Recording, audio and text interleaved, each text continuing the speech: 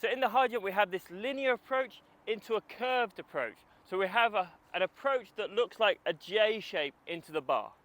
Now this allows us to build speed on the first part of the approach, setting our positions, and then we use the curve to accelerate into the bar and to build up those forces on the curve that we need to perform our flop technique. So in the linear part of the approach, our aim is to build our speed up to our jumping speed, which is only going to be about 60% of our maximum speed, because remember, we need to convert all of that speed into height. And if we're coming in too fast, we're going to drift along the bar. So when we come to the end of our linear approach and we're ready to enter the curve, our aim should be to have this nice upright running position and to have strong foot contacts so that we can create that stiffness on the curve later on. And this is going to allow us to fight against those forces on the curve.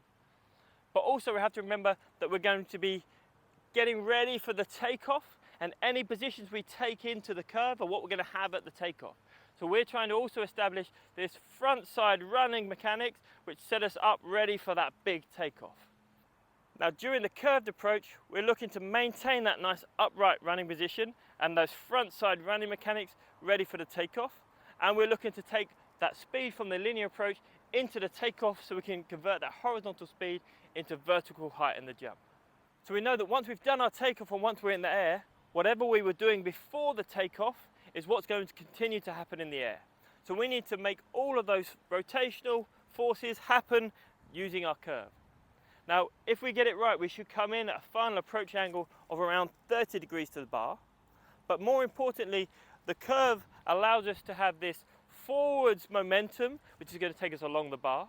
We've also come in from this linear approach, so we've got this centrifugal force trying to push us off the curve.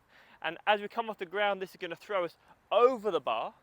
But also because we're running around in a circle, as we come off the ground, we're going to continue on that circle and rotate through the air. So it's the three of these forces, these three angular momentums, that helps us to create our flop technique. So we're not trying to force that turn off the ground and force that arch shape off the ground. What we're trying to do is set up a curve and run that curve effectively so that as we come off the ground, all that shape happens for us. So remember, we're only looking for around 60% of our maximum speed in the high jump, so we don't need a huge long run up. Generally, elite athletes are using an 8 to 10 stride approach. So if we start with an 8 stride approach, that gives us 4 strides on the linear acceleration and 4 strides on the curve to build those forces we're looking for. Now, of course, the shape and size of that curve is going to be dependent on our athletes, but as a general rule of thumb, we can build this first part of our approach by moving 10 feet away from the bar and turning and going 15 feet away from the bar through 90 degrees. And this should give us roughly our 4 stride approach. So now that we know how to build these rhythms and these positions in the linear approach, and how to maintain that speed and posture into the takeoff, the next question is, how do we move from the linear approach into the curved approach without losing that speed and losing those positions? So this is why we have our check marker. Our check marker tells us where we should initiate our curve, and we can use it to build the shape of our curved run. So what we want to do is arrive at this check marker with a straight body, and open hips and open chest, and we're going to initiate the curve using our outside leg. Now we do this because if we initiate the curve with our inside leg, we're going to step into the curve, and we'll see how that starts to rotate my shoulders in. And if we continue on this movement, when I arrive at the bar, you can see how this shoulder's already rotated in, and that means I can't use my right side to drive through the takeoff, and I don't have my hips and shoulders square to make that stiffness in my contact. So in initiating the curve, we're looking to start by stepping across the body with the outside leg, and you'll see how that keeps my hips and my shoulders square, and I can continue this through, ready for the takeoff. So this is a good rule of thumb for initiating the curve, but what we're actually going to do is to set up that stiffness in our contact before we initiate the curve.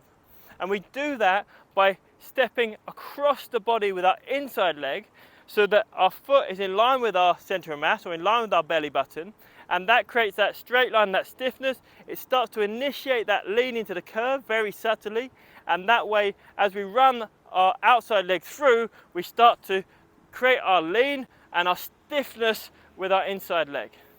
Now there seems to be quite a lot going on through the transition, but the number one thing is that we want to maintain our momentum from the linear approach into the curve.